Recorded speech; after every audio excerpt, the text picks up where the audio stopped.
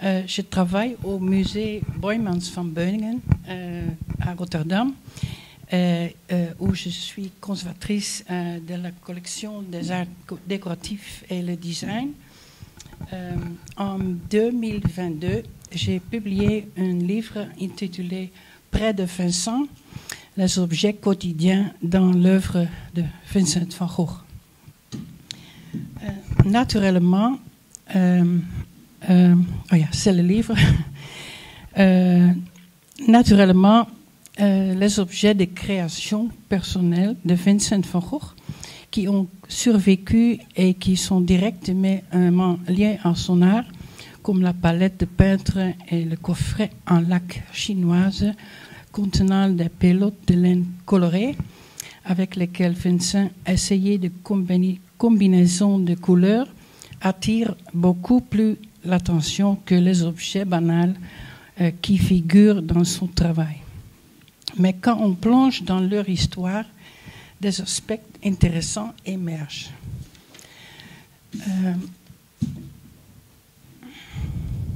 Jamais auparavant des recherches approfondies n'avaient été menées sur la présence et la provenance d'objets quotidiens représentés dans l'œuvre de Van Gogh. Grâce à Jo van Gogh-Bonger, l'épouse de Theo, le frère de Vincent, certains objets de sa période française ont été conservés et se trouvent dans la collection du Van Gogh Musée à Amsterdam. Les connaissances spécialisées sur la culture matérielle de la vie quotidienne offrent aux chercheurs, dans mon cas en tant que spécialiste de céramique, une perspective différente et inattendue sur son œuvre. Elle montre l'attention particulière que Vincent porte aux objets quotidiens intéressants et caractéristiques dans toute leur matérialité, leur texture et leur couleur, mais relève aussi parfois l'endroit où les œuvres de Vincent ont été créées et nous renseigne sur les routes commerciales des objets qui sont arrivés dans différents endroits. En guise d'introduction, j'aimerais d'abord vous dire brièvement d'où vient ma recherche sur les modèles matériels de Vincent au musée à Rotterdam, où je travaille. Le musée Boijmans van Beuningen abrite de vastes et importantes collections d'art visuel, des arts décoratifs et design du Moyen-Âge de nos jours. Ici la collection. Et ici notre nouveau bâtiment, le dépôt public. Et notre musée possède également une magnifique collection d'œuvres de Vincent van Gogh. Cette année marque le 175e anniversaire de notre musée à Rotterdam. Le Schielandshuis, le bâtiment du XVIIe siècle qui a abrité notre musée de 1849 à 1935, se trouve toujours au centre de la ville de Rotterdam. En 1881, le jeune Vincent van Gogh a visité notre musée dans le Schielandshuis, alors qu'il venait de décider de poursuivre son rêve de devenir artiste. Vincent est venu à Rotterdam principalement pour voir le magnifique autoportrait du peintre de Delft du XVIIe siècle de Karel Fabritius, élève de Rembrandt. Cet autoportrait inspirera Vincent dans la création de ses autoportraits ultérieurs. La grande diversité d'œuvres d'art et des objets de la collection de notre musée a un lien intéressant avec le contenu. L'objet en tant que modèle de peintre est l'un de nos centres d'intérêt. Dès 1986, nous avons commencé à étudier les relations entre les objets représentés et les modèles utilisés. C'est ainsi que est né le projet ALMA, qui signifie Art Links to Material Artifacts, lien entre l'art et les objets matériels, Le nom Alma est également une ode à mon ancienne collègue et prédécesseur, la conservatrice Alma Rumpel, qui a lancé ce projet de recherche. Permettez-moi de vous montrer un exemple avant d'aborder l'œuvre de Vincent van Gogh sur cette perspective. La recherche Alma a également permis, par exemple, d'identifier plusieurs objets français dans l'œuvre de l'artiste de Rotterdam du XVIIe siècle, Willem Kalf, qui a séjourné et travaillé à Paris pendant plusieurs années entre 1642 et 1645. Cela a permis d'attribuer un certain nombre d'œuvres non datées à sa période parisienne. Avant de partir pour Paris, Kalf a surtout peint des intérieurs de fermes à Rotterdam, un genre qu'il a poursuivi à Paris. Comme la plupart des tableaux de ce type de Kalf ne sont pas datés, il n'est pas toujours possible de savoir quelles œuvres ont été créées à Rotterdam et quelles ont été créées à Paris. À l'aide d'un certain nombre d'objets français courants, j'ai pu démontrer que Kalf n'a pu peindre ces tableaux qu'à Paris, car ces objets n'étaient pas utilisés à Pays-Bas à l'époque, comme le confirment aussi les archéologues. Des poteries utilitaires fabriquées localement et destinées à la cuisine, comme cette casserole française typique, conclue avec une oreille sur le manche droite. Nous savons qu'elles étaient utilisées à Paris au XVIIe siècle, car elles ont été retrouvées lors des feuilles de la cour du musée de Louvre dans une habitation du XVIIe siècle, et j'ai trouvé cette casserole dans le dépôt du Louvre. On trouve ce même type d'ustensiles de cuisine dans les œuvres des peintres français aussi, comme dans le tableau de Frère Lenain, famille de paysans datant environ 1542. Ok, on retourne à Vincent maintenant. J'ai étudié l'ensemble de son œuvre à la recherche d'images d'objets quotidiens dans ses peintures créées dans différents endroits entre l'année 1881 et 1890. Dans ses premières œuvres, l'attention de Vincent pour les objets quotidiens est clairement visible. Il les représente d'une manière caractéristique et naturaliste, avec une grande attention à la forme, aux matériaux et la couleur. Ce qui permet à un spécialiste de céramique comme moi de reconnaître immédiatement ces modèles.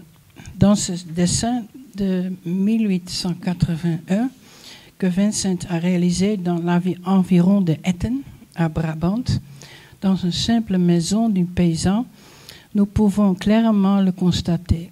Il a représenté les objets dans tous leurs détails caractéristiques, ce qui permet de reconnaître immédiatement l'origine d'une telle peau comme un produit de poterie brabançonne de la ville de Bergen-op-Zoom. Au cours d'hiver de 1881, Vincent se rend à La Haye, où il reçoit ses premières leçons de peinture de son cousin par alliance, Anton Mauve. Dans son atelier de La Haye, Mauve a préparé pour Vincent un certain nombre d'objets en guise de nature morte qu'il a ensuite repeint avec beaucoup de précision et l'attention, ce qui nous a permis de les identifier très précisément.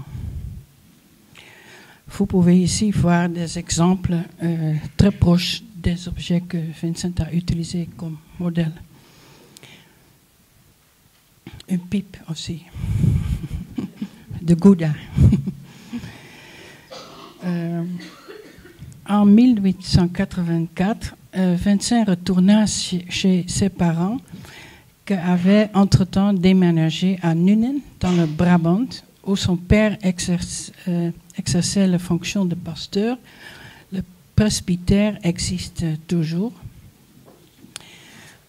À l'arrière du presbytère, l'annexe est toujours présente, où se trouvait un certain nombre d'espaces de travail, tels que la buanderie de la mère de Vincent. Ses parents lui ont permis d'aménager de la buanderie en atelier en 1884.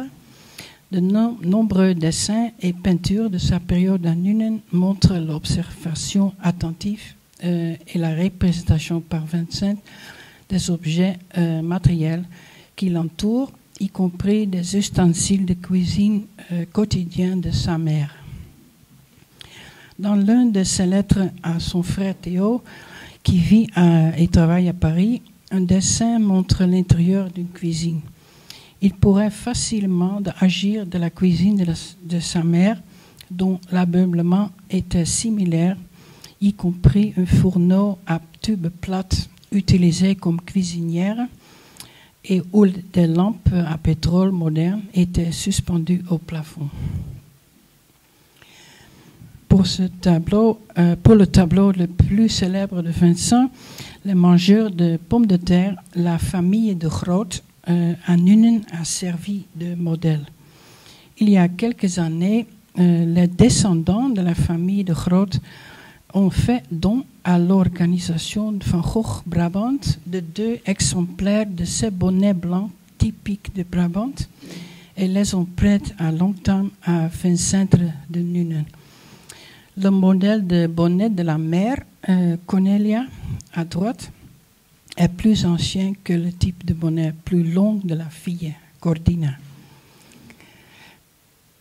Et dans les études en couleur et les dessins de Vincent, nous voyons des objets dont origine peut être facilement identifiée. Quand on regarde bien, on s'aperçoit qu'elle n'est pas en train de préparer un repas, mais qu'elle est occupée à torréfier les grains de café. Il y a une cafetière en cuivre et une petite tasse à café blanche sur le sol.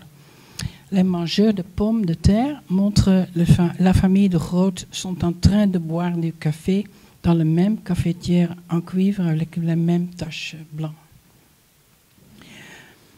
Pour ces mangeurs de pommes de terre, Vincent a étudié la posture corporelle de ses protagonistes tenant une tasse de café blanche.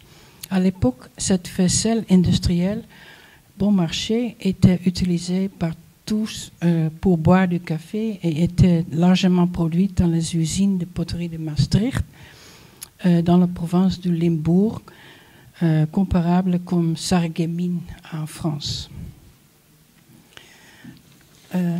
Il s'agit de la version finale des mangeurs de pommes de terre achevée en avril-mai 1885, ici. Après la mort du père de Vincent en 1885, un inventaire de succession est établi par le notaire, décrivant tous les biens de la famille Van Gogh. Certains objets mentionnés dans la description de la succession se retrouvent dans les natures mortes que Vincent peint à Nuenen pendant cette période, dans la buanderie de sa mère. Il y a quelques années, le système d'égout situé derrière le presbytère de Nuenen a dû être réparé. La terre du jardin derrière la cuisine a été enlevée. Cette excavation s'est avérée surprenante car une grande quantité de déchets de cuisine à la fin du XIXe siècle, de tessons de poterie et de verres cassés ont émergé du sol. Cet objet date de l'époque où la famille Van Gogh vivait à cet endroit. Grâce au archéologue de ville de Eindhoven, qui était également responsable du matériel trouvé à Nuenen, j'ai eu l'occasion d'étudier en profondeur les déchets de cuisine de la famille Van Gogh. Lors d'une résidence de conservateur en 2021, la Van Gogh Huis à Zundert, la ville natale de Vincent, m'a donné l'occasion de passer un mois à étudier les matériaux trouvés dans le jardin du presbytère. Et certaines pièces des objets, certaines de telles sont trouvées, proviennent d'ustensiles quotidiens en céramique qui figurent dans les natures mortes de Vincent, comme la chope de bière en Grèce et une pot de conservation sur le même matériau ici. En février 1886, un an après la mort de son père, Vincent décide de vivre avec son frère Théo à Paris, après un bref intermède à Anvers. En juin de la même année, ils sont aménagés ensemble dans un appartement plus grand au 54 rue Lepic à Montmartre. Grâce à Jo van Gogh Bonger, la belle-sœur de Vincent, nous en savons plus sur l'intérieur de cet appartement. Vous pouvez lire la citation. Vincent se concentre principalement sur l'autodidactie et par manque d'argent, il ne peut guère se permettre de payer des modèles vivants et commence à peindre principalement des plâtres et à réaliser les natures mortes florales. Au cours de l'été 1886, il a peint jusqu'à 30 natures mortes florales. La nature morte aux pommes de terre dans notre collection à Rotterdam a probablement été peinte à l'automne 1886 dans l'atelier de Vincent rue de Lepic. Pendant longtemps, les spécialistes de Van Gogh ont pensé que cette nature morte avait été créée à Nuenen, à Brabant, 1885, lorsque Vincent travaillait sur les mangeurs de pommes de terre et peignait autre nature morte à base de pommes de terre. Il y a des années, j'ai identifié cette casserole en terre cuite, compte tenu de son design, a dû être fabriquée dans le centre potier français de Vallauris, où l'on produisait à l'époque de grandes quantités d'ustensiles de cuisine en terre cuite de ce type que l'on trouvait dans toutes les cuisines françaises. Les sources archéologiques montrent également que cette poterie française n'était pas exportée vers l'Europe du Nord ou à Pays-Bas à cette époque, mais qu'était principalement produite pour le marché français. En outre, des recherches techniques sur la provenance de la toile de lin originale de la nature morte ont révélé qu'elle provenait de Paris, en raison d'un cachet caché trouvé sous le tissu du Tassé et Lot, un petit magasin situé aux rues Pierre-Fontaine, dans le 9e arrondissement, où l'on vendait les fournitures pour la peinture. Les experts du musée Van Gogh à Amsterdam maintenant considéraient cette nature morte comme une pièce maîtresse importante dans l'œuvre de Van Gogh sur le plan stylistique, marquant la période entre Nuenen et Paris. Cette combinaison de connaissances a permis d'attribuer définitivement cette nature morte à la période parisienne de Vincent à l'automne 1986. C'est grâce à la belle-sœur de Vincent que cette pichet de liqueur en mayolique française a été conservée, qui apparaît dans un certain nombre de natures mortes florales utilisées comme vase à fleurs. Ce pichet à liqueur est également visible sur des photographies de l'intérieur de la maison de la veuve Jo van Gogh Bonger, désormais remariée à Amsterdam. Après le décès de Vincent et Théo, Jo van Gogh Bonger est retourné aux Pays-Bas avec l'ensemble des biens de deux frères, en compagnie de son fils Vincent Willem, ici à gauche, le futur fondateur du musée Van Gogh à Amsterdam. Le pichet, le liqueur de violet, est posé sur une armoire ancienne du XVIIIe siècle. Il s'agit d'une armoire particulière soigneusement conservé parce que il a été fabriqué par l'arrière-grand-père de Vincent et Theo, de l'ébéniste Hendrik Vrijdag. Cette armoire contenant la correspondance complète de Vincent et Theo, qui a été publiée des années plus tard, en 1914, par Jo van Gogh. L'armoire fait partie de la collection du musée Van Gogh à Amsterdam. Au-dessus de l'armoire se trouve également un canalet en cuivre qui Vincent a utilisé comme vase pour sa nature morte florale, fritillaire couronne impériale dans un vase de cuivre à Paris en 1887. Il utilisait souvent des objets quotidiens qu'il trouvait dans son environnement immédiat et qu'il trouvait intéressant d'utiliser comme vase. Il a peut-être acheté ce vieux canalet normand cabossé de fil-dieu de l'Épouelle, auquel il manque l'oreille, sur un marché aux puces à Paris local. On retrouve également ce type de canalet dans l'œuvre d'autres artistes françaises dans la même époque, comme Bonvin et comme Millet. À Paris, Vincent organisait parfois des expositions de ses œuvres dans les cafés et restaurants, comme le Café du Tambourin d'Augustina Zegatori, qui a servi de modèle à ce tableau.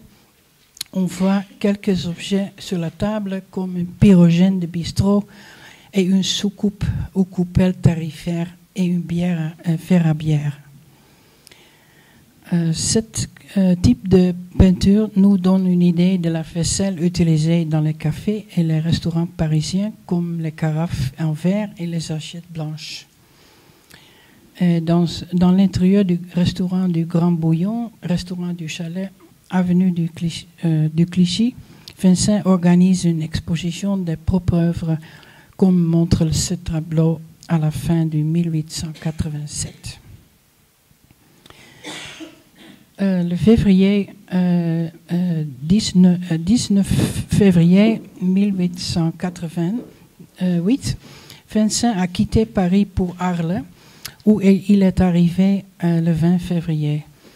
Une semaine après son arrivée, il incorpore la première fleur d'amandier dans une petite nature morte, en utilisant une potte à confiture comme vase. Les potes à confiture en verre de l'époque sont reconnaissables à leur forme cylindrique et une de leurs striées verticales.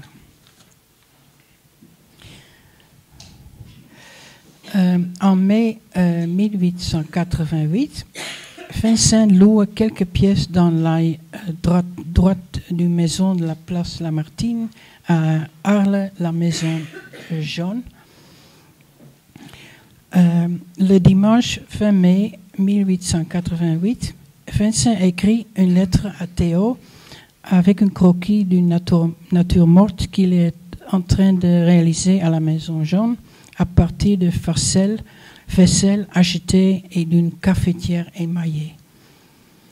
Dans une autre lettre à son frère, il esquisse le nouveau nature morte en écrivant des combinaisons de couleurs.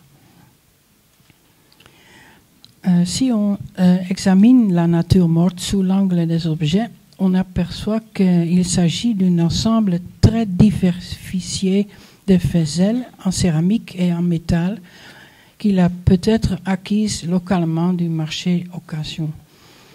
Vincent a presque portraité sa faisselle, ce qui la rend facilement identifiable par les spécialistes de céramique. En identifiant les modèles, nous pouvons beaucoup mieux comprendre. A-t-il suivi les formes, les matières et les couleurs que les objets lui offraient? En effet, Vincent fait exactement ça. Parce que le pot à lait à droite, que Vincent décrit comme une pot à barbotine au mayolique, s'avère être un service produit en Angleterre, dans l'usine de poterie de Thomas Forrester à Longton, dans le Staffordshire.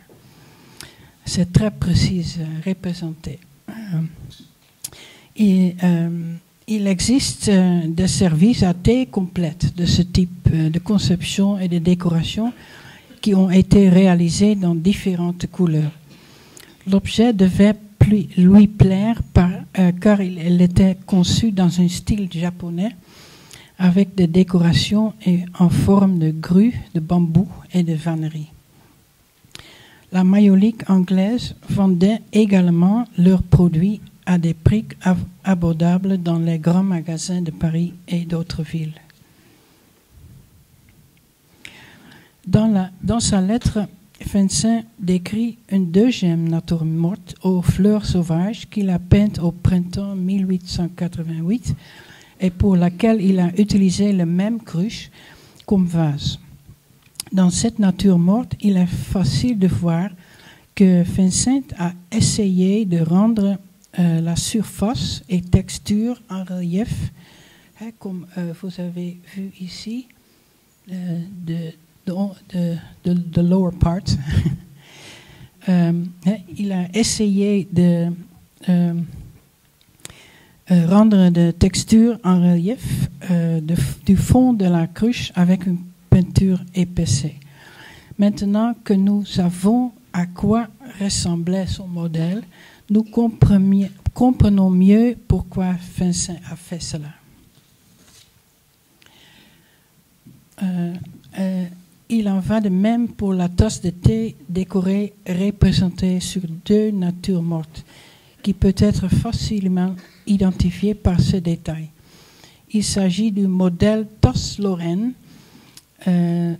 avec un décor appelé Sophia, produit par la faïencerie française de Sarreguemines.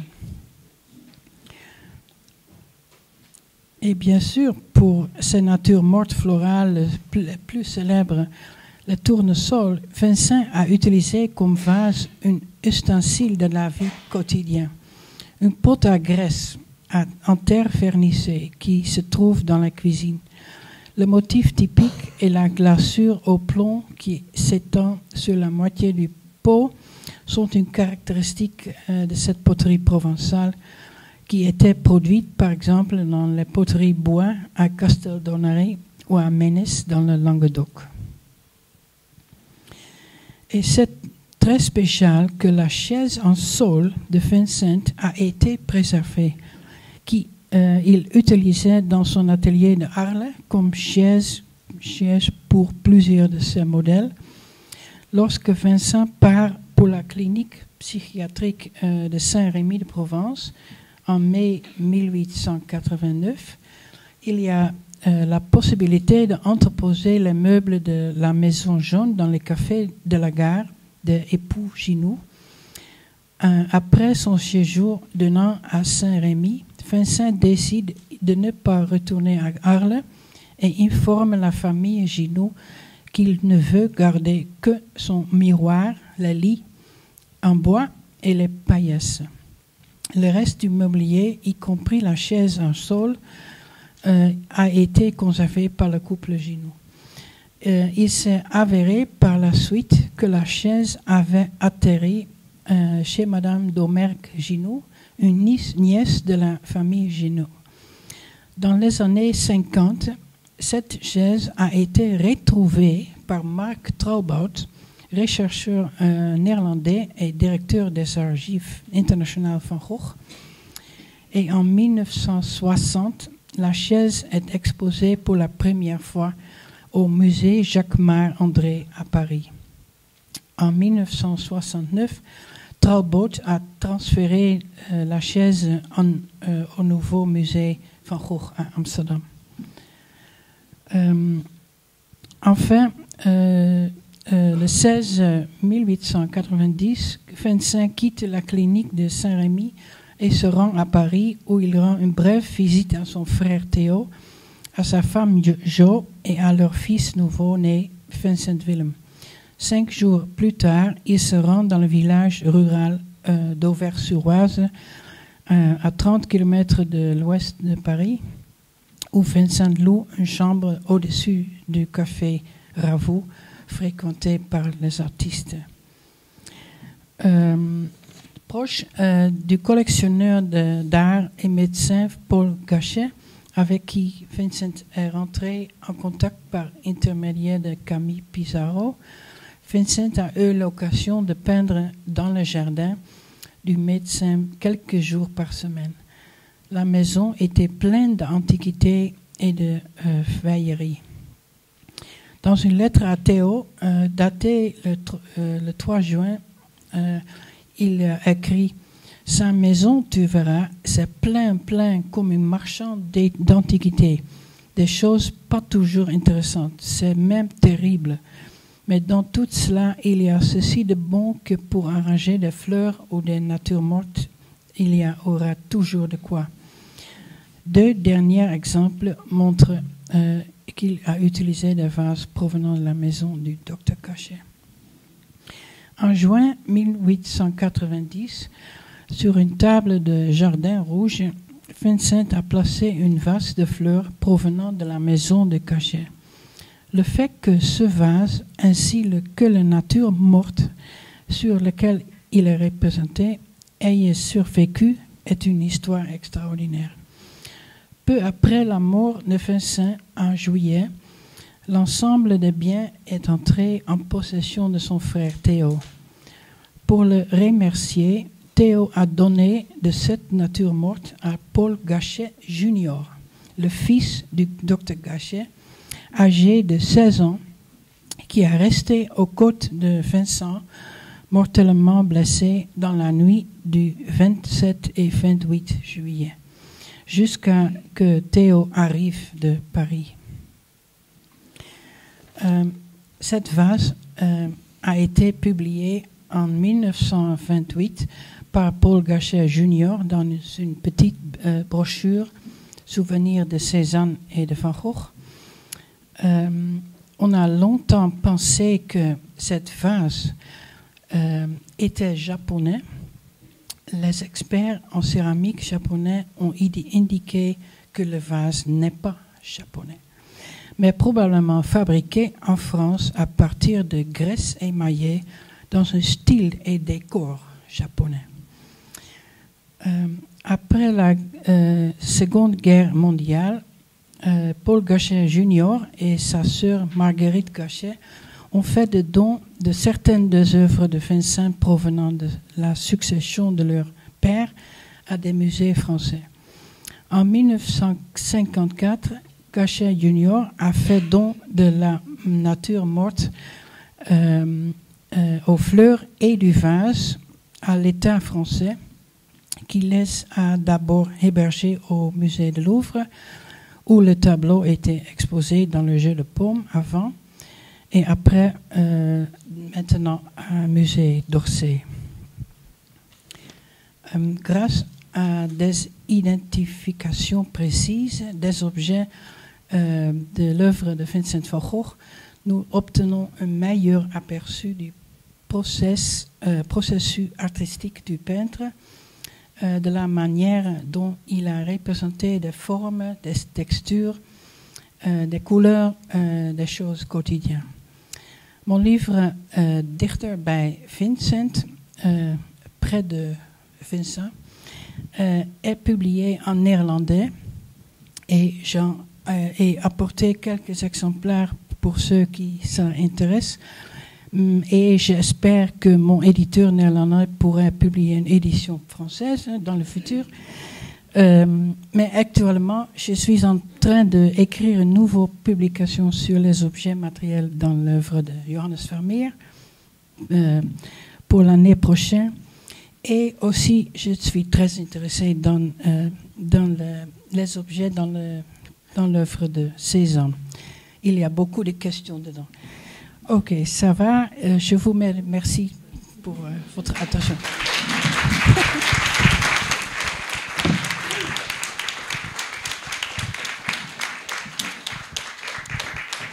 Merci beaucoup Alexandra Van Dongen et aussi pour cette remarquable communication en français qu'on apprécie énormément. C'est vraiment passionnant de voir à quel point ce travail très fin sur les objets permet à la fois d'affiner des chronologies mais aussi d'évidemment mieux connaître les œuvres elles-mêmes d'un point de vue matériel.